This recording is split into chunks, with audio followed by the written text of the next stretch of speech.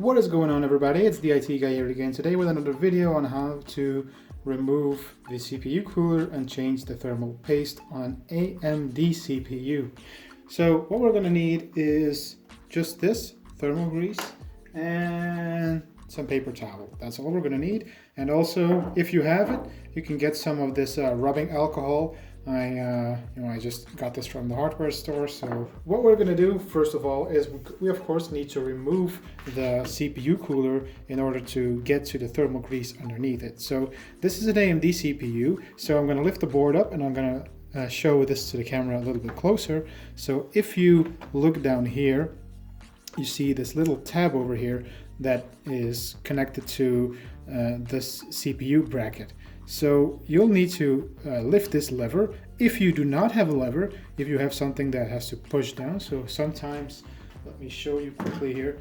So sometimes on the motherboards, on the CPUs, there are these little tabs over here. So there are these little tabs over here, which you'll need to push down and then pull it back like that, and then it will release the CPU cooler from the socket over here. And it should be you should just make sure that you get it out of the little tab over here. So there's this little tab over here where the CPU cooler connects, and that way it's fixed to the motherboard. So what we are going to do in this case, we have this lever over here, so we're going to pull the lever back, so just like that, and then we're going to have to maybe use like a little bit of force, push it a little bit down, and then pull the tab back here, and that should release the CPU cooler.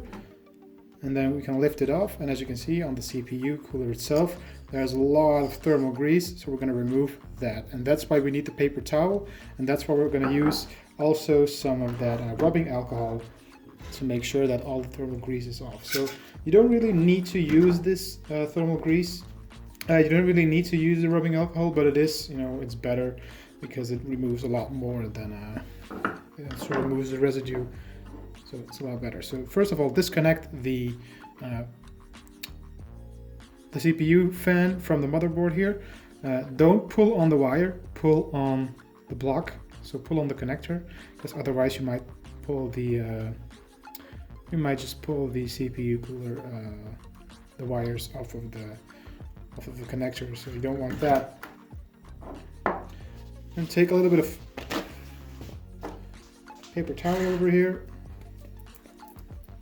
Take the rubbing alcohol. If you do not have the rubbing alcohol, no worries. I did this for years without rubbing alcohol, and it does leave a little bit of residue, so it's a lot cleaner if you do use a little bit of rubbing alcohol.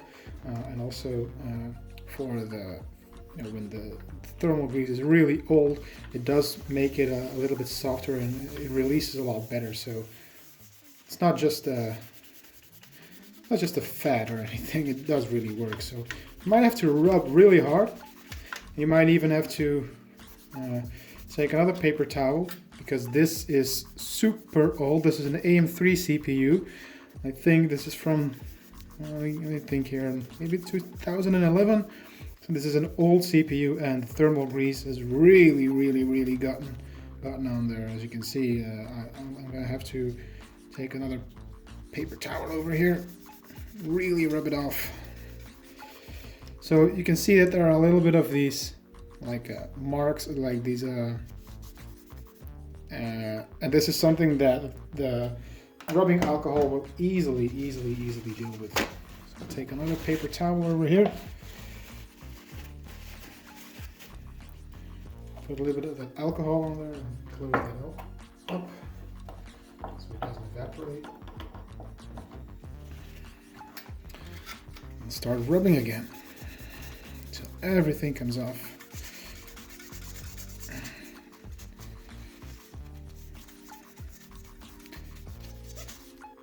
It's starting to look very clean over here.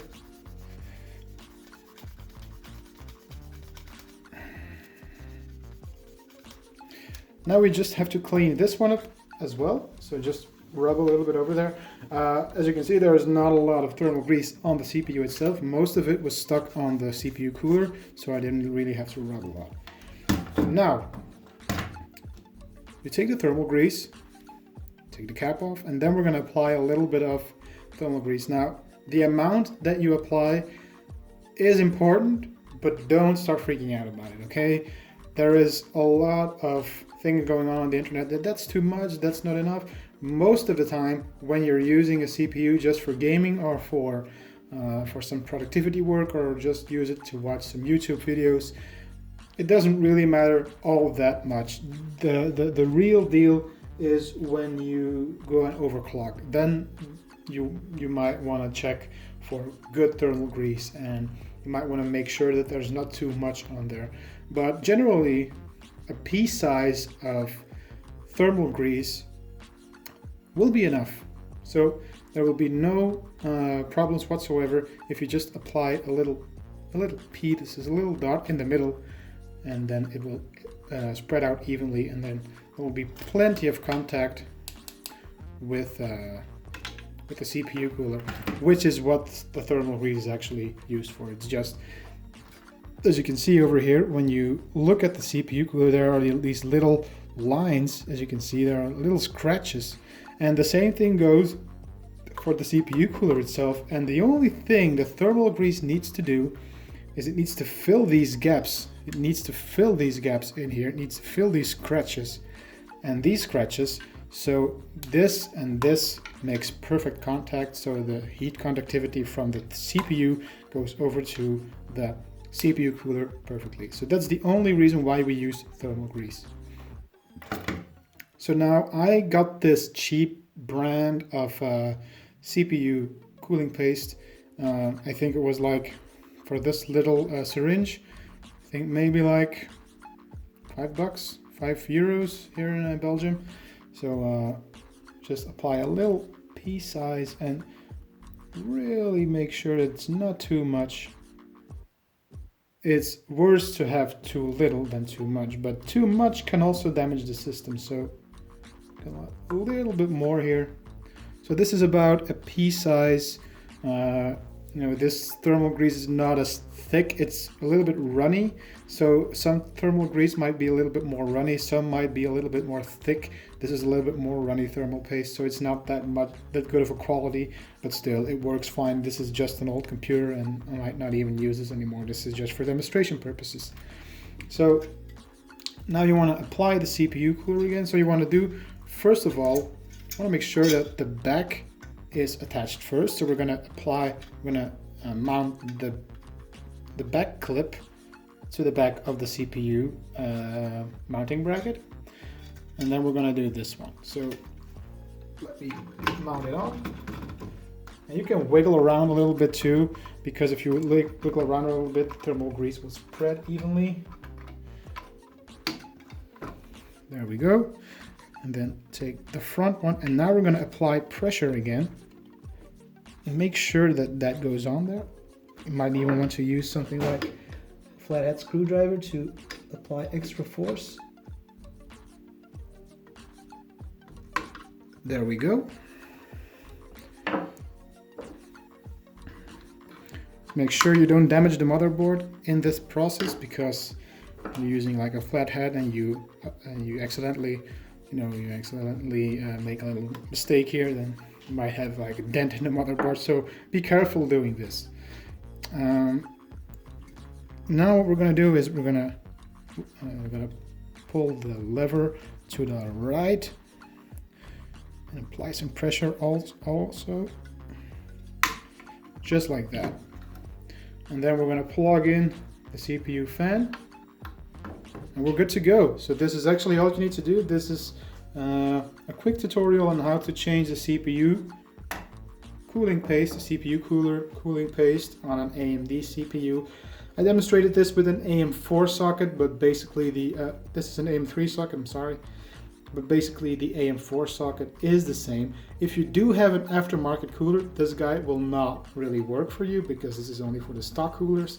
And if you have like an aftermarket cooler, you'll have to remove like the back plate and stuff. Probably the back plate is removed, and the CPU mounting bracket will probably be already removed, and you will have a completely different configuration, but you'll notice that immediately when you don't have the stock cooler.